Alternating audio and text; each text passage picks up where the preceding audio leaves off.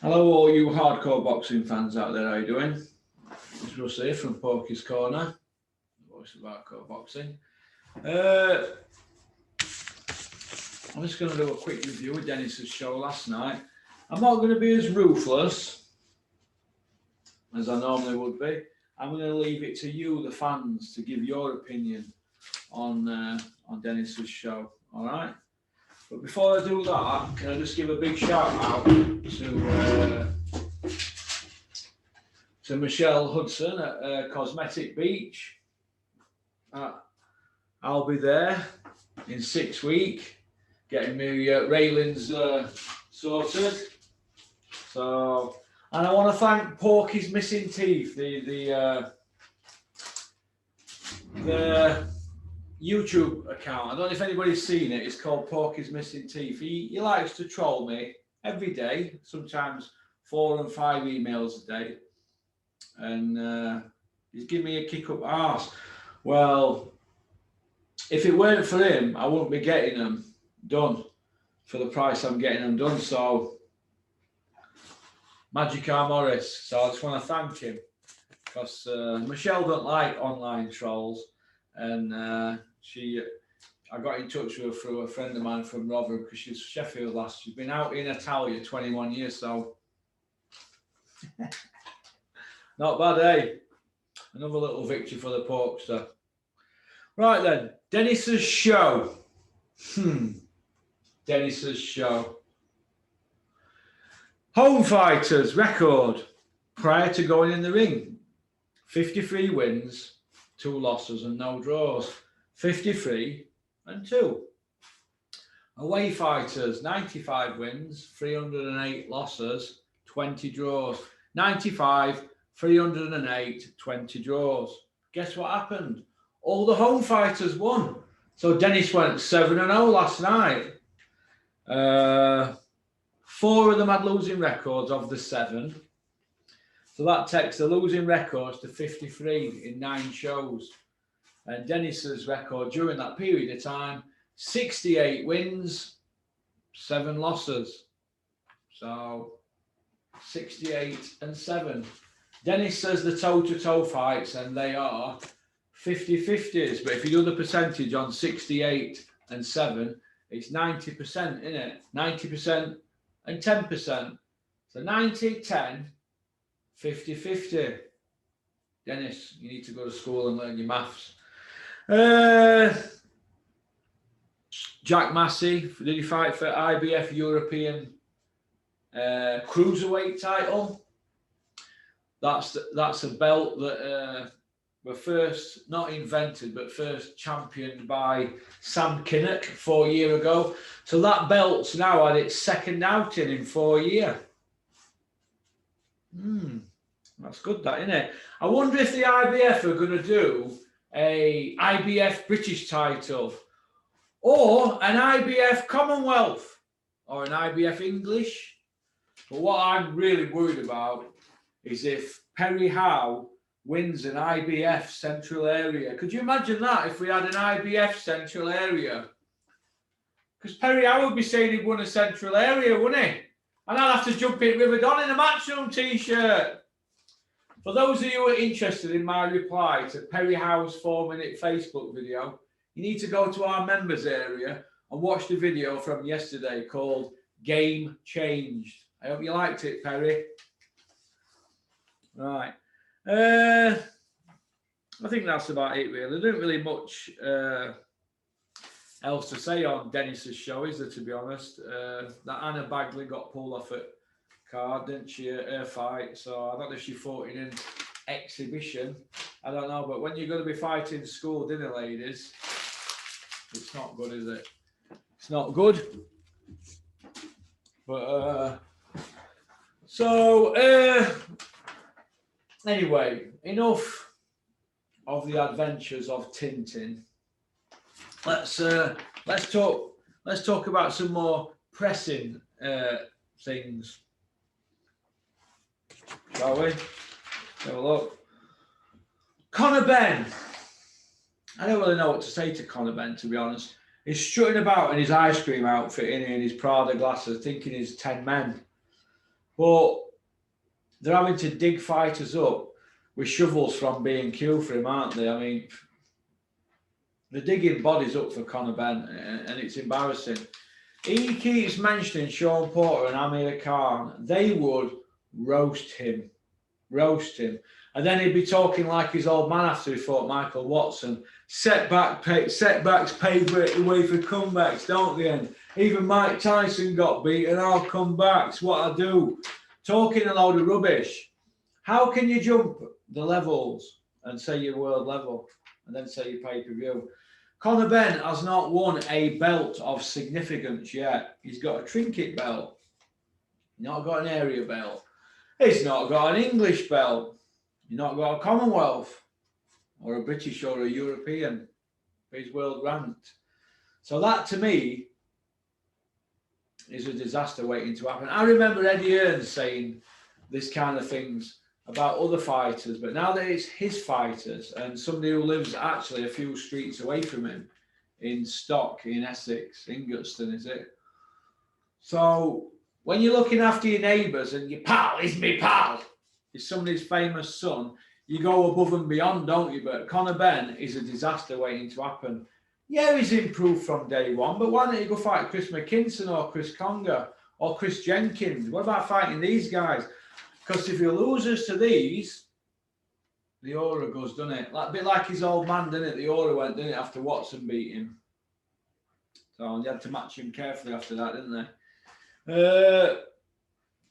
The DAZN pundits, I spoke about the DAZN pundit situation on members area in the video Game Changed with Rico. So you have to go into members area if you want to see that. But I'll give you a little glimpse into what I said. If you're a hula hooper, you can work at DAZN. If you're not a hula hooper, there's no room left at the inn for you.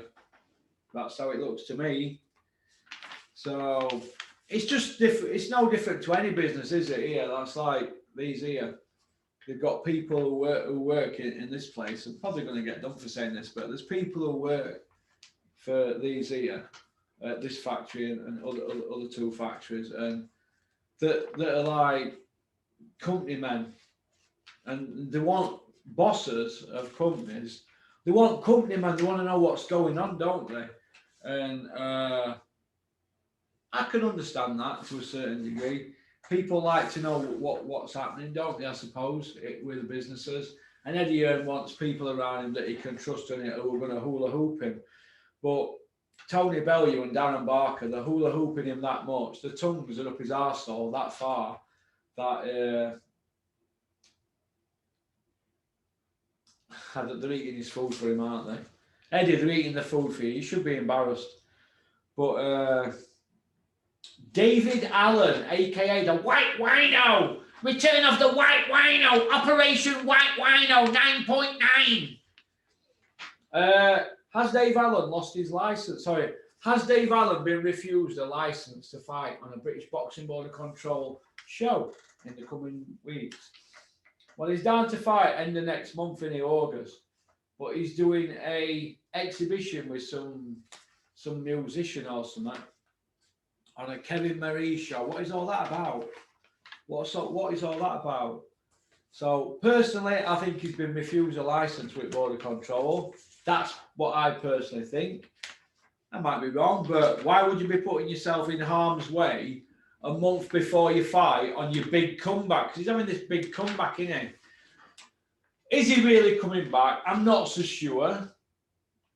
Do I want to see him come back? No. If he does, do I wish him all the best? Yes. Right? He's likeable. He's got the likeableness of him, likeable factor. But it's like John Fury, isn't it? He fell in love with himself and got and overkilled it on social media. And when you overkill it, people see through you because you're going too far, aren't you? For example, Tyson Fury. I noticed a little bit of a change in what people think about him in recent months because it's overkill, isn't it? You can go just do too much of it, can't you? And I think Dave made that mistake of just doing too much of it.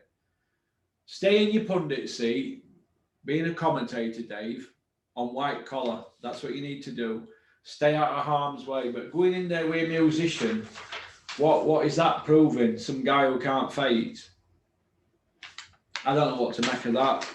I don't know what to make of it, but when you get fed up of talking about the same situation, you just say, oh, it is what it is. So I say it is what it isn't. It's a lot of crap in it. But why risk getting cut in a fight next week when you're out next month? So that to me tells me that Dave Allen isn't fighting in August and that he has not got a border control license. That's what I think. And maybe people around him are paying him lip service, he's just wheeling him out to get him a few quid.